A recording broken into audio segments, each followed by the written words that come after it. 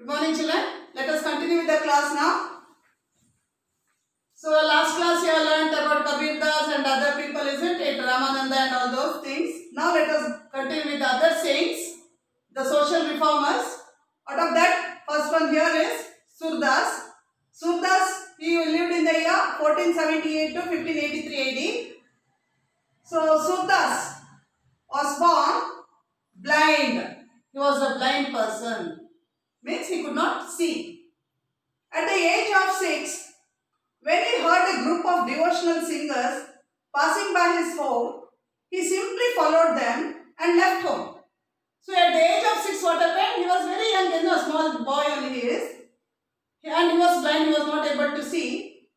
So when he was sitting at home, what happened? He could hear some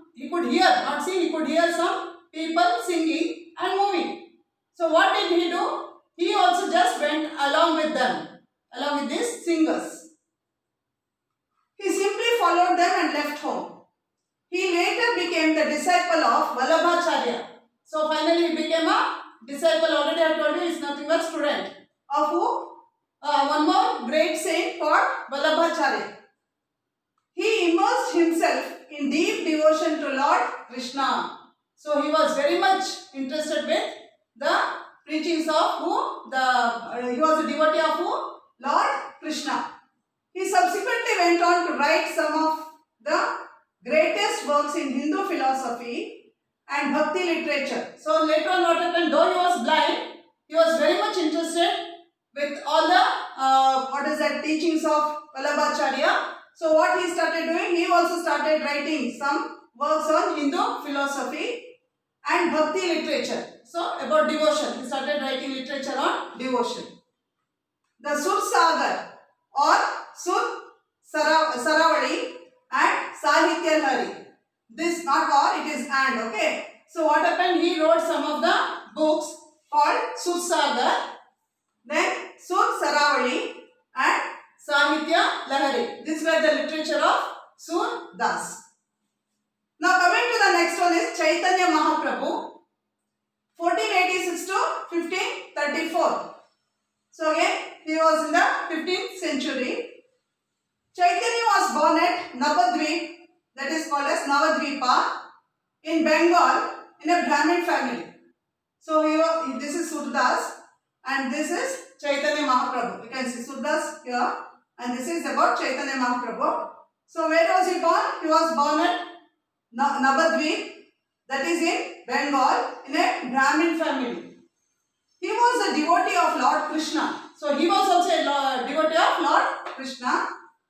He composed hymns addressed to Krishna and popularized musical gatherings or kirtans. So he also wrote so many shlokas. Hymns means like shlokas. So he has written on whom? It is on Lord Krishna and popularized musical gatherings or kirtans. So what happened? He used to put tunes for that songs and he used to sing like kirtanas.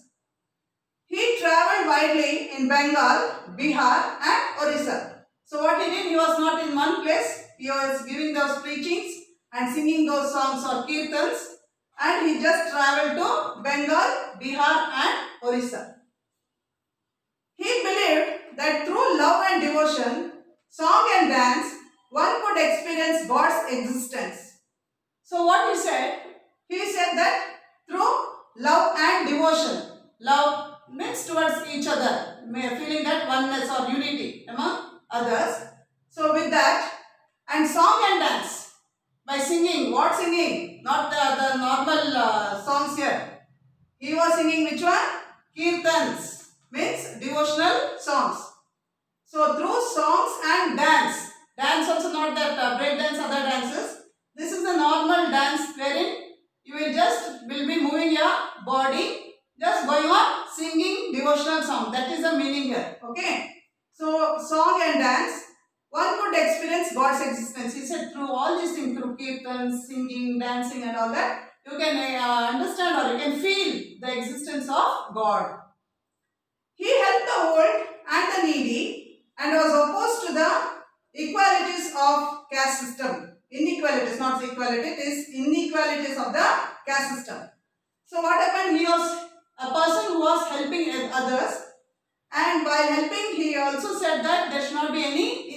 equality. Means everybody should be treated equally. There should not be any differences. That he is from low caste, he is from higher caste, he is in a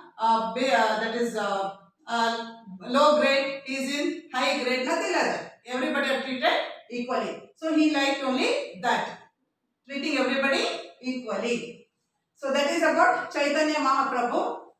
Coming to the next one is Mirabai. So Mirabai, between 1498 to 1547, she is Mirabai. Mirabai was born in the royal family of Jodhpur. So she was born in a royal family, means very rich family. Where? At Jodhpur. She was married to Prince Bhojaraja of Chittor. So prince means king's son is called as prince. So she got married to a prince of Chittor. What is his name? Bhojaraja. She considered Giridhara Gopala as her husband. Who is this Giridhara Gopala? Krishna. Lord Krishna is Giridhara Gopala. So, though she married to Bhojaraja, but she was thinking that Krishna is her husband. So, she considered Giridhara Gopala as her husband. She gave up the pleasures of the palace and family life. So, what happened? Though she was married, she gave up everything and finally she became a sannyasi. Okay. So she gave up the pleasures of the palace, means she never wanted all the richness. She just left all that. She left the family life and she came out. She reached Vrindavan. So the Vrindavan is the place of Lord Krishna.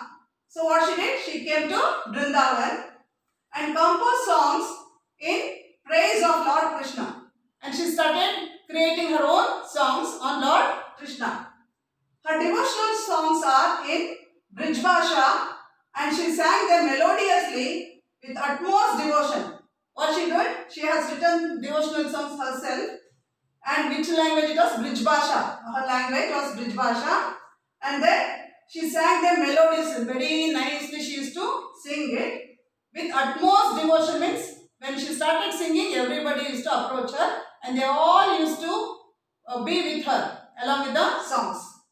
So her bhajans are popular even today. Even today, you know, her bhajans are popular. Mirabai's bhajans are popular. Coming to the next one is Tulsidas. He lived between 1532 to 1623 in the 16th century AD. So Tulsidas was born, you can see, this is Tulsidas. Tulsidas was born in Rajpur, the present Uttar Pradesh, during the reign of Humayun. So there were so many Muslim rulers who ruled the kingdom, isn't it? So that time there was one more ruler called Humayun. So Tulsidas was during this period. Whose period? Humayun. Humayun was taking care or ruling the country that time. So Tulsidas lived during his period. He was a poet and saint and wrote Ramacharita in Awadhi. So his language was Awadhi. In Awadhi, in that language he has written a literature. What is that literature? Called Ramacharita. He was a great devotee of Lord Rama. So he was a devotee of Lord Rama. All these people were with Krishna. Now Lord Rama, because that is also one of the avatars. Isn't it? There are 10 avatars now. Out of that, one avatar is Lord Rama. Today, his Ramayana is read and worshipped with great reverence in many Hindu homes in North India. So he has written this Ramayana book also. So that is Ramacharita. So that is read and worshipped with great happiness, with great devotion by the Hindus, and they keep this book in their houses, especially in North India. Vinaya Patrika is another important book written by Tulsidas. There is one more. One was Ramacharita. The other one was Vinaya Patrika, which is another important book written by Tulsidas.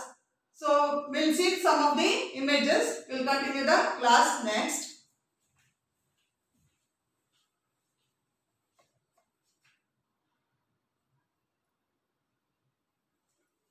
So you can see the pictures here, children. Surdas and Shyam Manohar.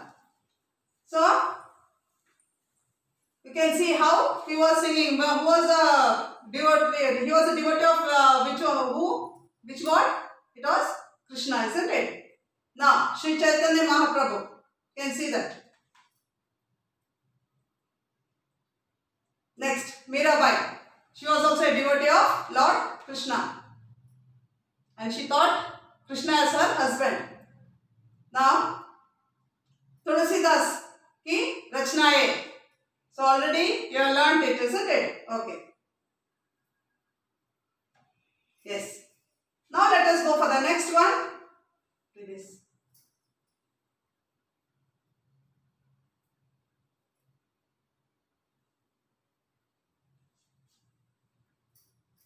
Yeah. Let us go for the next, that is Sufi saints. Sufis were in a group of Muslim mystics who started a religious reform movement in West Asia. It originated, see, Sufis means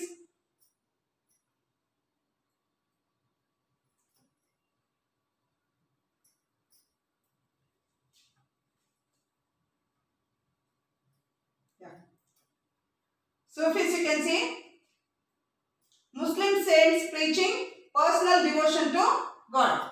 So they are Muslim saints. Sufis means they are Muslim saints. So you can see saints in every religion. So these Sufis means Muslim saints preaching personal devotion to God. So you can see here, did you know, the tomb of Moinuddin Chishti is at Ajmer. Thousands of devotees gathered to pay respect to this great Sufi saint. So Chistis is also a part of Sufi saints only. So where is that? The tomb of Moinuddin Chishti is at Ajmer. Okay. So we will continue with this. See, Sufis were a group of Muslim mystics who started a religious reform movement in West Asia. It originated in Arabia and later spread in India. First it started in Arabia, then it started in India. The Sufis were garments of coarse wool. The Sufis wore garments of coarse wool known as suf, and hence were called Sufis. So what they used to do, they used to wear that wool, what we call like kambali. You know, in Kannada we say kambali, no? Those type of garments they were using, and that was called as Suf. So on that name they have been called as Sufis. The Sufis believed that one can reach God only through love and devotion. So again the same preaching, through love and devotion you can reach God. Respect should be given to all sections of the society. So you have to respect. There should not be a difference between a caste, creed, religion, nothing. Everybody should be treated equally. People should follow the teachings of Pir or Guru. So Pir means nothing but Guru. Guru means, I told you, one who helps you in guiding you to good way.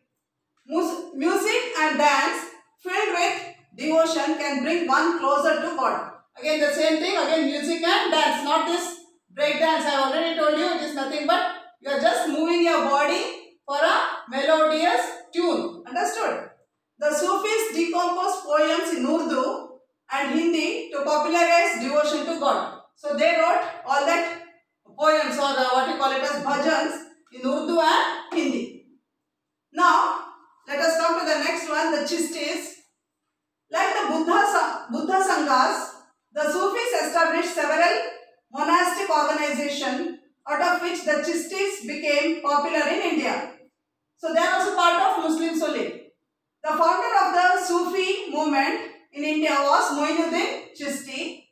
The other well-known Sufis of India were Nizamuddin Auliya of Delhi, Garib Nawaz of Ajmer, Sheikh Ismail of Lahore, Malik Muhammad of Delhi, Salim Chishti of Fatehpur, and Khwaja Bande Nawaz of Gulbarga. So these are some people who come under Chistis, nothing but Sufi movement. Did you understand? So here you can see, now let us recall what all we have learned. Bhakti means immense devotion to God. God is one and all are equal before Him. One can reach God through absolute surrender to Him. Means you will just go on following the devotion through love and affection. There there should be no caste barriers. We should not treat them as low caste or high caste. Ramananda, Kabir Das, Guru Nanak, Chaitanya Mahaprabhu, Surdas, Tulsidas and Mirabai were some of the great bhakti saints. Kabir Das composed dohas, Mirabai composed bhajans, Surdas composed Sursagar, Sursaravadi and Sahitya Lahari, and Tulsidas composed Ramacharita Manasa. The sacred book of the Sikhs is Adi Granth or Guru Granth Sahib. The Sufis believed that one can reach God through love and devotion. Moinuddin Chishti founded the Sufi movement in India. So let us stop it here, children. We will continue in the next class.